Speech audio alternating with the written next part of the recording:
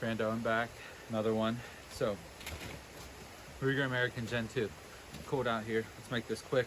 Just really going to show you what you're getting here.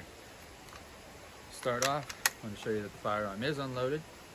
This is in 300 blackout, and this is the Gen 2 Ranch. Now you're going to see some fluting on the barrel to decrease weight. Everything looks, feels amazing. The Cerakote finish that they have on here is awesome. I do have the regular Gen 1 Ranch, unloaded 350 Legend, as well as one in 450 Bushmaster. So we're going to look at both of the bolt handles here. You see that the one on the Gen 2, you're going to be able to take off and replace. Gen 1, not so much. 450 Bushmaster, this is the Gen 1, love it, taking deer with it, shoots great. And this model would come with a muzzle brake on the Gen 1. All the Gen 2s come with this nice little muzzle brake right here. Pretty sweet. Really like it, especially because you're getting set up right away. 450 Bushmaster though, you're going to notice it's not going to have the fluted barrel. And I know, you're like, oh, you're touching it, you didn't show me it's unloaded. Well, it's unloaded. And the 450 Bushmaster, I believe, is still going to use the single stack mag that comes with it. Pretty cool though. Just wanted to show you that for reference. So between the Gen 1 and the Gen 2, you're not going to get the fluted barrel. Now you are going to get this pretty cool stock though, and you're going to get some of the other features with it. So let's just touch on the stock real quick. You got the low comb that comes with it, and you also have this insert here to increase the length of pull.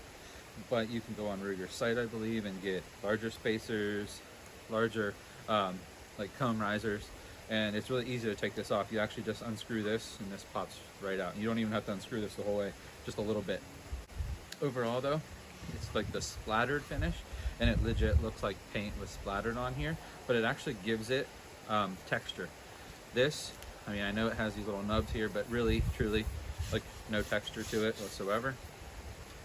This texture. So I feel with gloves, you could probably get a good handle on it. Right away, I'm noticing that the action is not like have like the zippy feel, like the zip, like you're unzipping, like you feel like you're going through something you need to polish out.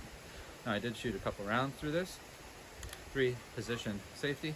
So in the full back position, obviously it's unloaded, you're going to see it won't fire and it won't open. So if you got this on your shoulder, you're going through the woods, you smack something, it's not going to open up on you. Second position, you can open the bolt, it will not fire. I will say this though, it's fairly loose, so you go through them pretty quick.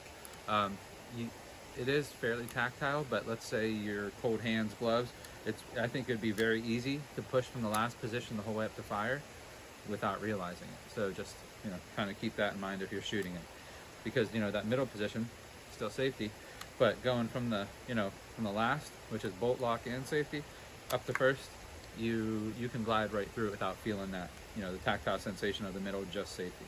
And then obviously, you know, it's in a safe direction, it's not loaded, I have it on fire, a nice crisp break. Pretty much the same triggers on both can be adjusted. I leave 3.5 to 5 pounds. I did test this one, it's at right around 4 pounds right now. It's good for me, for what I want to do.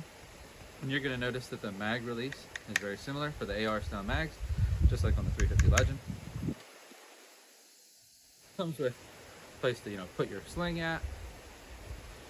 The same mount from the Gen 1 to the Gen 2 as far as mounting a scope goes. We'll do some actual shooting this whenever I get a minute and it's not so darn cold out, but I just wanted to kind of introduce you to this. I feel it's pretty soft shooting. If you look at the recoil pad of the Gen 1 versus the Gen 2, you're going to see a big difference. And to me, whenever I shot this, now I know it's only a 300 blackout, but it was a super, super soft shooter. Really didn't even feel like I was actually, you know, shooting anything. I didn't want to get another 450 because I already had this one. So if you're looking at these guns and you're like, do I really need to get the Gen 2? Not really. I really like this one. I'm not going to get the Gen 2 in 450. I like it. I'm going to keep using it. I have used it. So that's just my 2 cents. If it's not broke, don't fix it. But I wanted a 300 blackout, so I picked up the Gen 2 because it was available. I am super happy that I did though.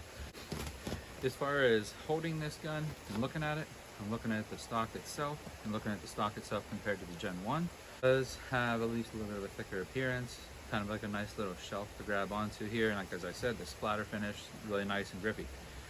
as far as pulling up and shooting it, I do feel this cheek rest here is actually really nice in comparison to the 350 Legend and even the 450. Obviously both of these don't have it.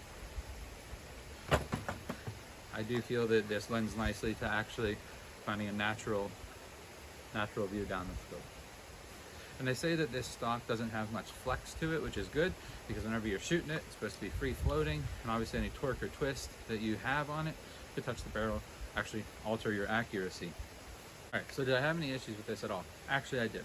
So at the range, first time shooting it, I loaded it up with some 208 green, I think, S&B. These are subs. So again, it's on safe. My finger will not touch the trigger. It is pointed in a safe direction for testing purposes. So loaded. I'm gonna take one out, load a new one in, and it will not come back.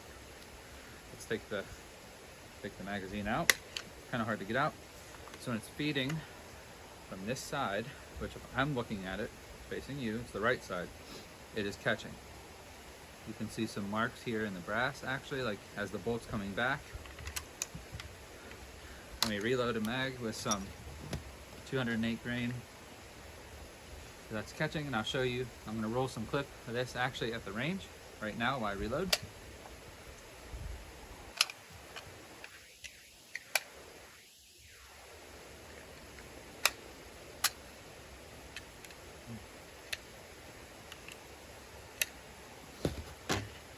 Okay, so you saw that at the range it wasn't working for me using that exact same ammo.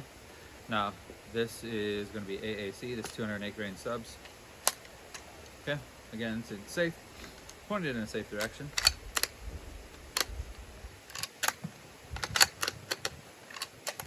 And no issues whatsoever running these rounds through that PMag, with just that ammo.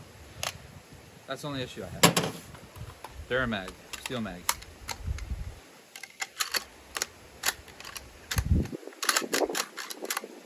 Gonna run them.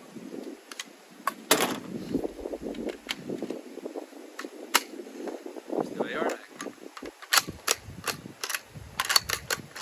It's gonna run them.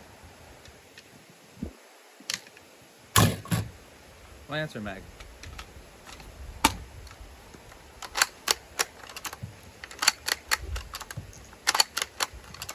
It's gonna run them.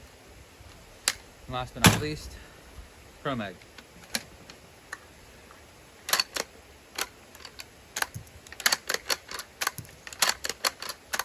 Okay, there you have it. Pop all these mags out. 100% unloaded. I just wanted to show you that we're going to run through. You're going to be able to use your AR mags. I kind of preferably like steel mags, so I actually did order some of the steel Duramags for this. Honestly though, Gen 2, you can't go wrong. So a couple of the, Budots went through there, and gave me a hiccup. Well, that's probably the make, and am I really going to shoot those all the time? Probably not. So if you're in the market for a not bad priced gun, as I usually am, pick up a Gen 2. I think it's just going to work. I fired some rounds through it.